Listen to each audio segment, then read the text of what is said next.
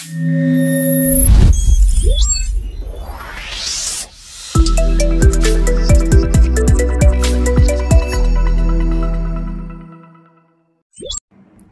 वालेकुम everyone. Now next is the theorem की statement ये है कि अगर कोई भी वेक्टर किसी भी वेक्टर स्पेस में मौजूद है तो उसमें ये सारी प्रॉपर्टीज़ होल्ड कर रही है, तो वो ये सारी प्रॉपर्टीज़ को होल्ड कर रहा होगा कि ज़ीरो को किसी न किसी एक्स से मल्टीप्लाई किया जाए, यानी किसी ज़ीरो और एक्स का मल्टीप्लिकेटिव लिया जाए तो हमारा आंसर वेक्टर स्पेस में रिलाई करेगा। और अगर ए के साथ किसी ज़ीरो का मल्टीप्लिकेटिव आइडेंटिटी ली जाए तो हमारा जो है वो ज़ीरो के बराबर होता है और वो बिलोंग करेगा किसी न किसी फील्ड से। तीसरा प्रॉपर्टी है माइनस ए का एक्स से लिया जाए तो वो ओवरऑल पूरे वेक्टर को, स्केलर और वेक्टर को दोनों को मिला के निगेट कर देगा।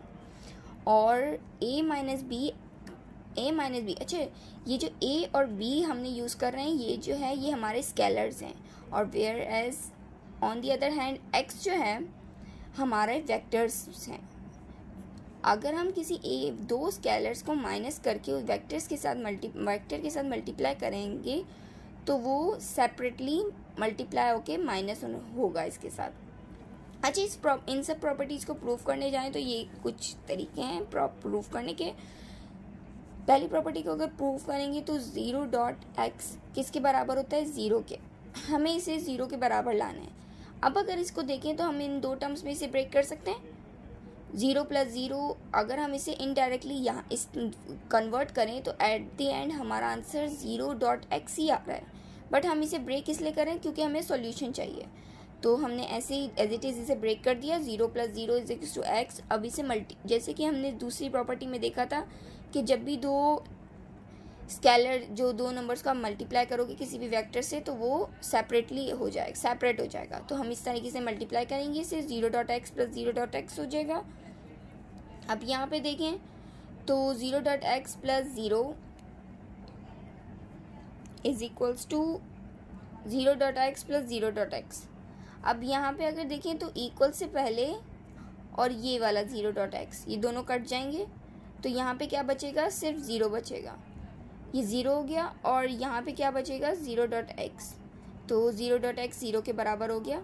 तो ये हमारी पहली प्रॉपर्टी प्रूव हो गई। इस तरह दूसरी प्रॉपर्टी भी प्रूव होगी हमारी। हमने इसे दो टर्म्स में ब्रेक किया, मल्टीप्लाई करने के बाद कट किया और उसके बाद हमारा आंसर आ गया। थर्ड प्रॉपर्टी इस तरह से है कि माइनस ए एक्स प्लस ए एक्स,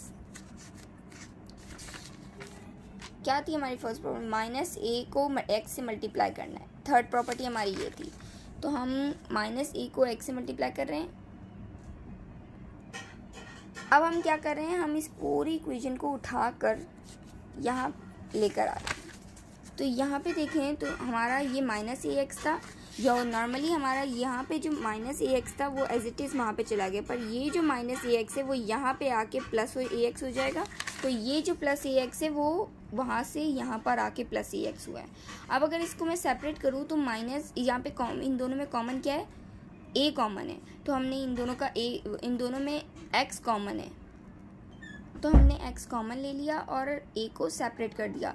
अब माइनस ए प्लस ए ज़ीरो के बराबर होता है तो ज़ीरो डॉट एक्स हो गया, जो कि नॉर्मली ज़ीरो को किसी भी वेरिएबल से या वेक्टर से मल्टीप्लाई करो तो आंसर हमारा ज़ीरो ही आता है। तो हमारा माइनस ए एक्स प्लस ए एक्स जो है ज़ीरो के बराबर हो गया। अब इस प्लस को हम पीछे लेके जाएंगे तो ये माइनस में कन्वर्ट हो जाएगा। हमारी ये वाली प्रॉपर्टी भी प्रूव हो गई। इसी तरीके से ये वाली प्रॉपर्टी में आप क्या करोगे, माइनस ए माइनस बी एक्स को लेकर आओगे। अब यहाँ पे जो है आप देखो तो हम ये बोल सकते हैं कि इसको हम ब्रेक कर रहे हैं। इसको ब्रेक कैसे कर रहे हैं, इसमें माइनस है, अब प्लस को अगर माइनस से मल्टीप्लाई करेंगे तो हमारा आंसर क्या आएगा, माइनस ही आएगा। पर हम इसे सॉल्व करने के लिए ब्रेक कर रहे हैं, साइन ब्रेकिंग कर रहे हैं ताकि हम इसे सॉल्व कर सकें।